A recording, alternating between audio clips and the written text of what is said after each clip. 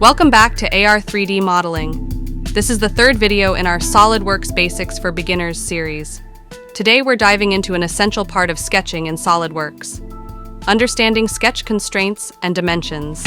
Let's get started. In SolidWorks, sketch constraints and dimensions are crucial for defining the shape and size of your designs accurately.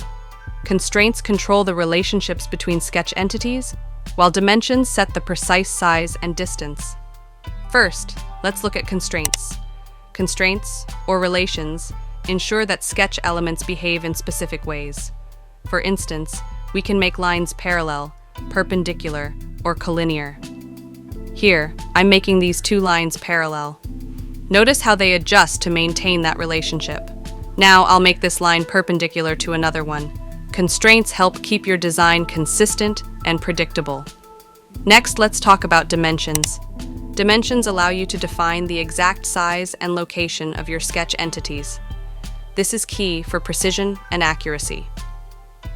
I'm adding a dimension to this line. You can see the measurement appears, and I can edit it to set the exact length I need. Dimensions ensure your parts are built to the correct specifications. Here, I'm adding a dimension to this circle's diameter. Now, I'll place a dimension to control the distance between these 2 points. It's all about getting your sketches to match your design intent perfectly. Now, some tips for effectively using constraints and dimensions. First, always fully define your sketches.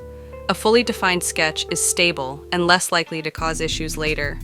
You'll know a sketch is fully defined when all lines and points turn black. Second, use constraints and dimensions together. Constraints simplify your work by automatically maintaining relationships, and dimensions fine-tune those relationships with precision. And that's it for today. You've learned the basics of sketch constraints and dimensions in SolidWorks. Practice these skills to create accurate and reliable designs. If you found this video helpful, don't forget to like, subscribe, and hit the bell icon for more tutorials. See you in the next video.